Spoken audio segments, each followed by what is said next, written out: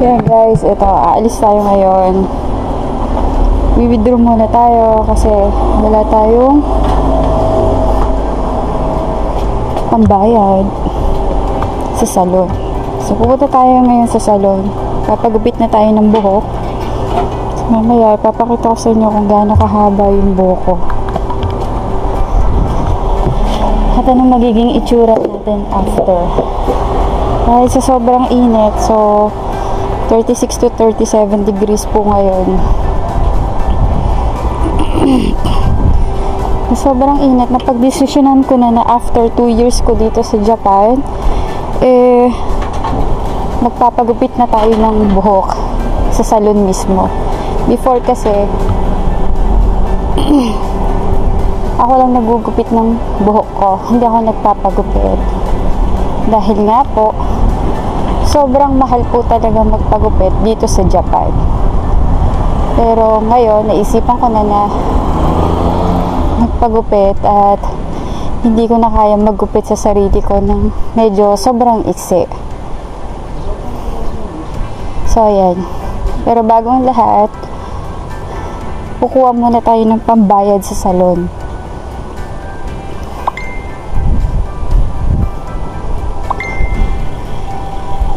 So, ayan.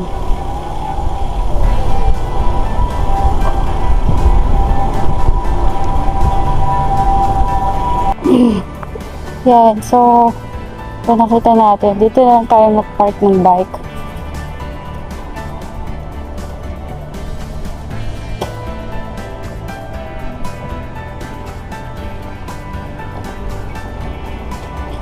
So, ayan. May oras siya.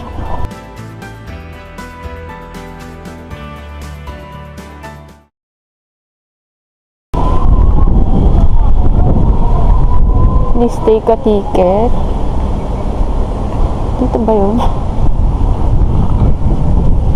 発券ボタンを押して駐車券をお取りください。駐車券をお取りください。ゲートが開きます。ご So, 入 ayan 場くだ o. さい。 So, kumuha tayo ng ticket para makapasok tayo dito. So, dito tayo ngayon magpa-park. So, yun. May bayad yung parking dito.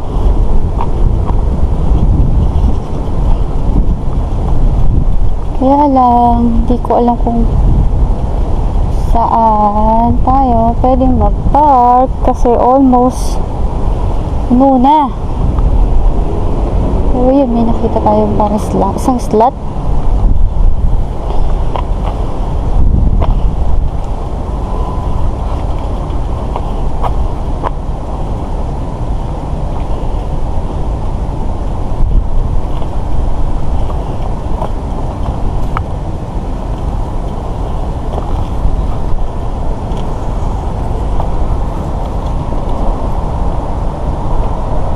So, ayan. Papasok lang natin yung bike natin dito. Kaya lang.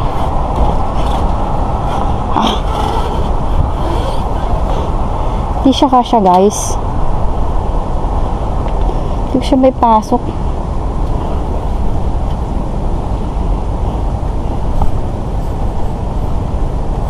Dahil hindi natin siya may pasok. Yan. Ganyan na lang. Kasi hindi natin siya may pasok. Masyado nasiksikan ba?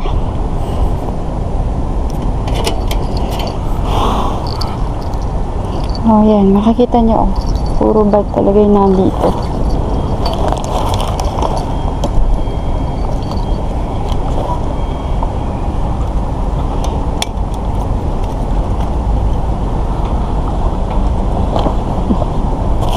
Grabe, sobrang init. Bago pa tayo makapagpagupit, sunod na tayo.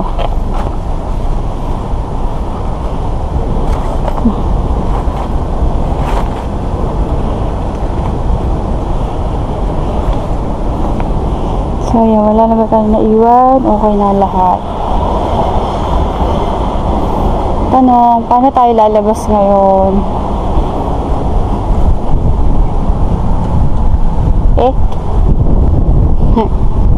Ano ba to? May bayad ba? First time natin dito, sa totoo lang. Paano labasan? Paano ba to? Ito ba ako lalabas?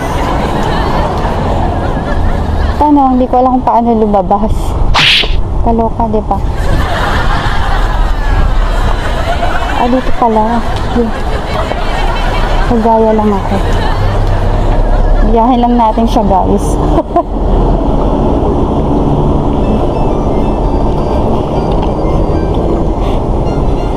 So, ayan, punta na tayo sa salon dito. So, actually, talagang, this is my first time talaga. Almost 2 years na ako dito sa Japan. Pero, first time kong magpapagupit dito. Ayan, nandito na tayo ngayon, guys. So, ito na nga, guys. In-interview niya ako. Tinatanong niya kung bago lang ba ako dito sa salon na to. Tapos, nagbigay din sila ng code para kung meron silang mga promo at coupon na ibibigay. Yan. So, pinescan na sa akin. Then, para makapagbigay din ng information na mga kailangan nila. Yan.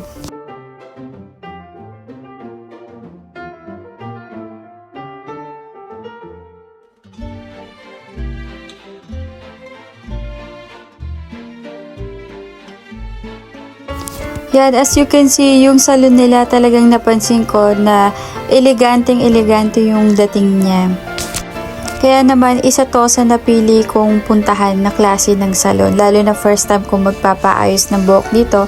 So, talagang pumili talaga ako ng sa palagay ko ay maganda yung maging kalalabasan ng resulta according sa reviews na mga nabasa ko. Yan.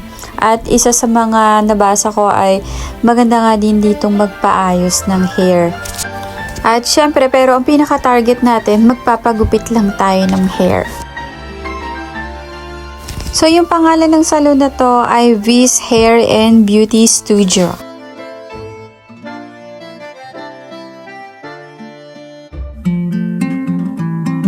Yeah, so yung ginawa niya ay kinonfirm niya sa akin yung time para kung pwede na ako magpagupit ngayon or hindi. Tapos yung mga gamit pwede nang ilagay dito sa locker. So meron silang locker room para dun lalagay yung mga bag tsaka yung importante mga gamit. At pumili na nga ng upuan kung saan ako ay pwedeng gupitan na. So ito ay usually ini-schedule talaga yung pagpapaayos ng buhok dito o pagpapagupit.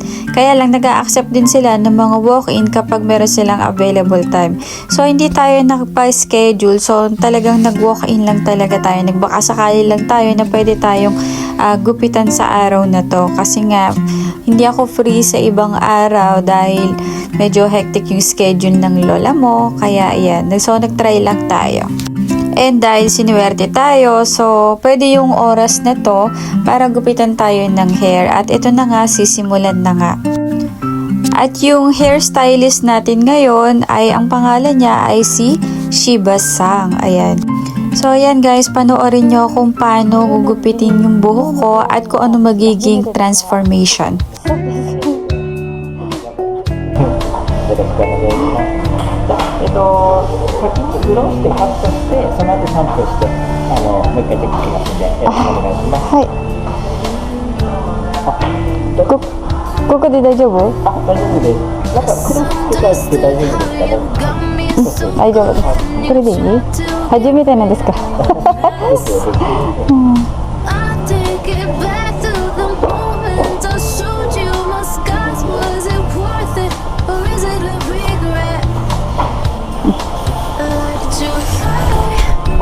So, yun guys. Syempre, yun. Tinanong ko kung pwede tayong kumuha ng video kasi baka mamaya hindi pala pwede. So, hingi muna tayo ng permission. So, yan. At pumayag naman sila na kumuha ako ng video.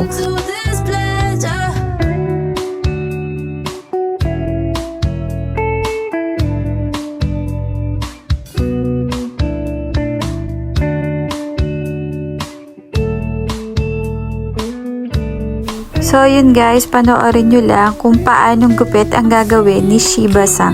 Bali, ako yung nagbigay ng haircut na gusto ko. Pinakita ko lang sa kanya yung picture.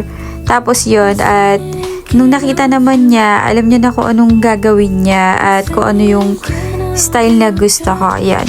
So, dito natin malalaman kung gaano siya kagaling. So, talaga namang masasabi kong para sa akin, 100% excellent siya.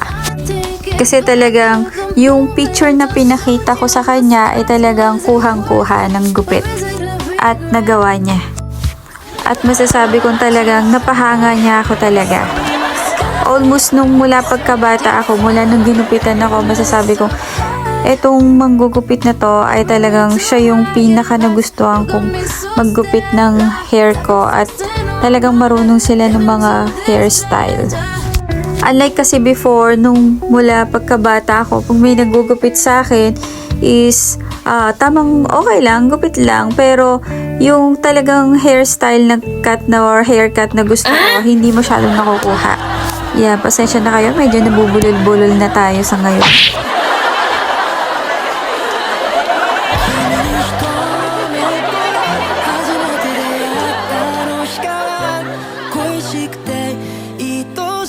At ito nga, habang ginugupitan niya ako, medyo nakakakwentuhan kami, nakakatanungan kami about yung gano'n na ako katagal dito sa Japan, ano yung background ko, ayun, gano'n. At saka, medyo nagulat siya kasi after 2 years, ngayon lang ako nagpunta ng salon at nagpagupit. Ayun. At iyan makikita nyo. So, kung gaano kahaba dati yung buhok ko, ay talaga naman makikita nyo na ang iksi talaga nung sa harapan. So, yung gupit ko na yan, yung last na gupit ko na ganyang kaiksi, yung sa harapan, ay nung bata pa ako, as in grade 1 pa ako.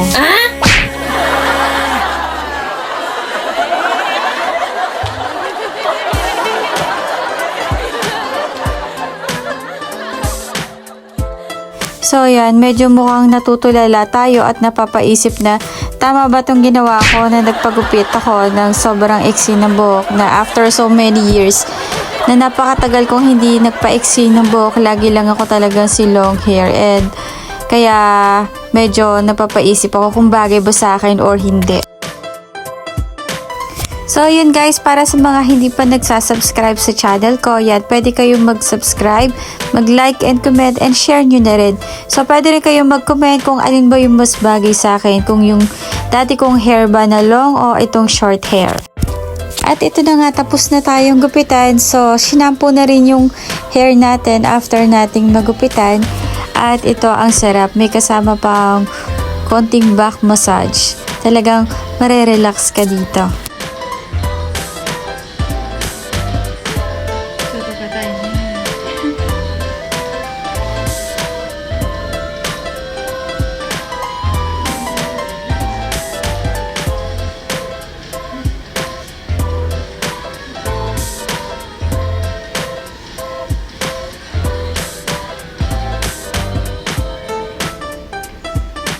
So yan, talagang feel na feel ko yung massage ni ating. Sa talaga namang gusto ko nang matulog. Yung talagang nakaka-relax. Yung tipong galing ka kahapon ng panggabi, hindi ka masyadong nakatulog. At talaga namang may mga times talaga na minsan na-stress din tayo sa trabaho o napapagod din tayo. Hindi lang tayo na-stress sa trabaho, kundi nakakaramdam din tayo ng gutom.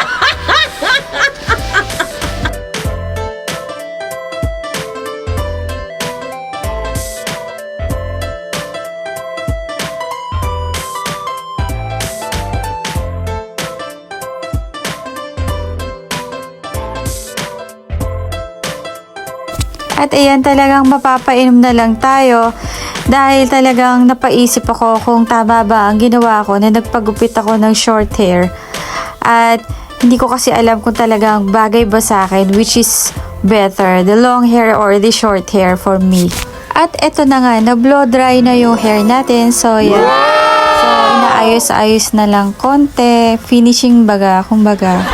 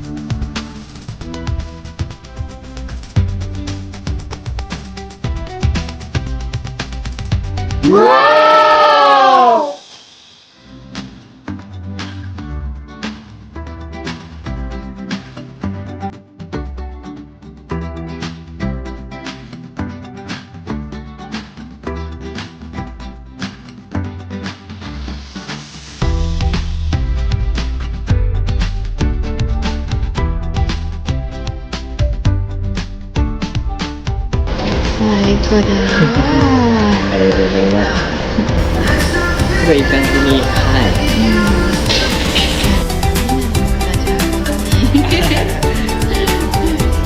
柴田さんだ。芝と言います。柴田さん。芝です。柴さん。はい、そうです。ありがとうございます。ありがとうございます。ぜひ、お待ちしてますね。ありがとうございます。次はストレートで、はい。ありがとうございます。And this is the result, guys. So, tapos na tayong gupitan. And para sa akin, okay naman yung pagkakagupit niya. Talagang hindi ko na-expect yung magiging resulta at talagang nagustuhan ko talaga.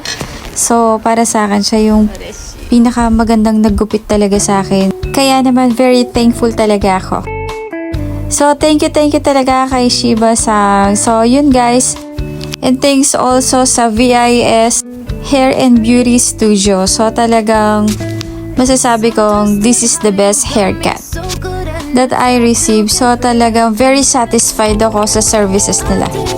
So, yun lang guys. So, thank you for watching. See you on my next video. Please subscribe.